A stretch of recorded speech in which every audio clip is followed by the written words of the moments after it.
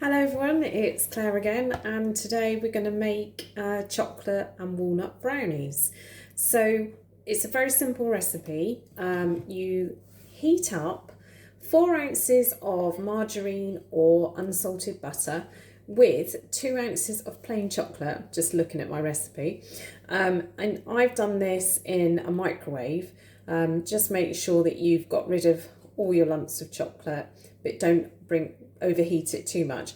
Or you can just do it in a Pyrex bowl over a saucepan of hot water, and obviously that you've got a bit more control over heating it. So make sure that that's really stirred around.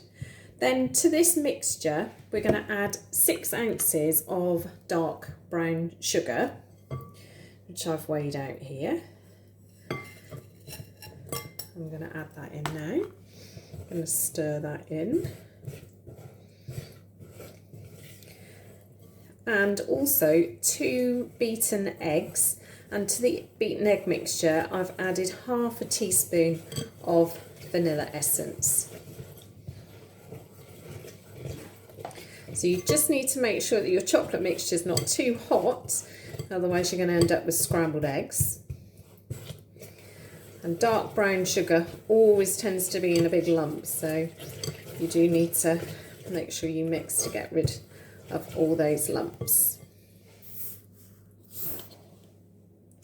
So I'm just adding in to my mixture so that's the chocolate, butter and dark sugar. I'm now just going to add in these 2 beaten eggs with the vanilla essence. Make sure I get it all out. Just going to stir that in.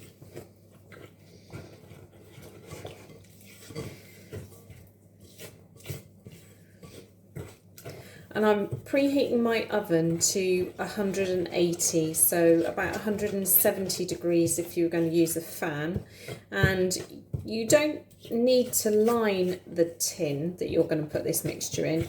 It is more like a batter, but I would suggest really greasing it very well if you're not going to line it.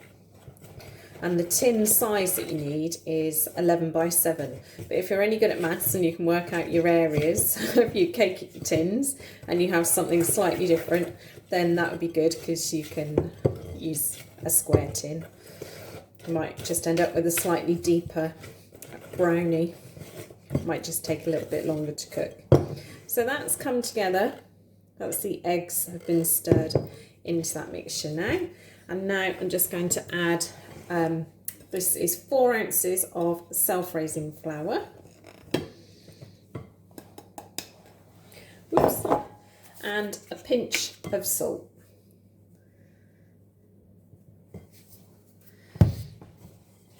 I'm just going to stir that in now.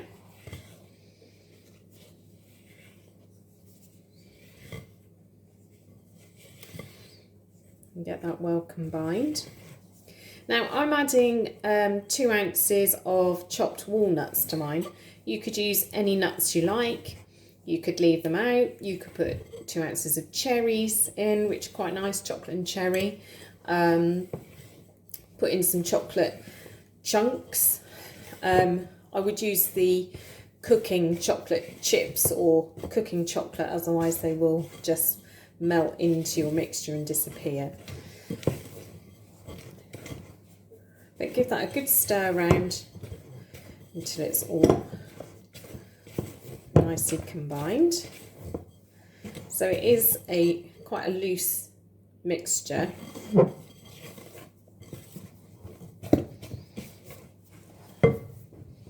And now I'm just going to add my 2 ounces of chopped walnuts.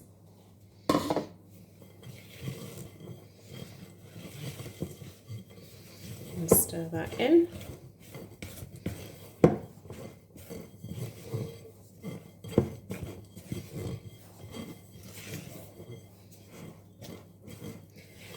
Now a brownie, when you cook it, will end up with like a crust on the top, and it will still be quite a wet mixture. You just need to, because they're supposed to be quite soft and chewy on the inside, so I'll just show you what mine looks like when I get it out of the oven so that you know when they're cooked. So I'm just putting that, I've lined my tin just because it's a bit easier to get it out, but you can just grease your tin really well and it should work.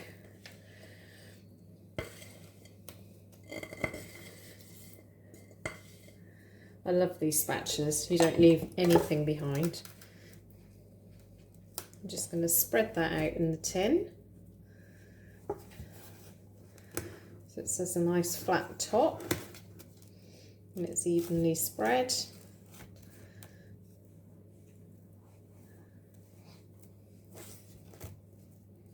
Make sure it gets into the corners.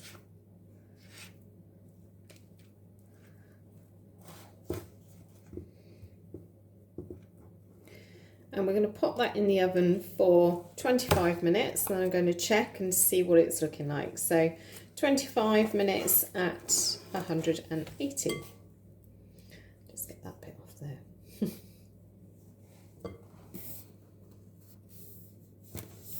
There we go.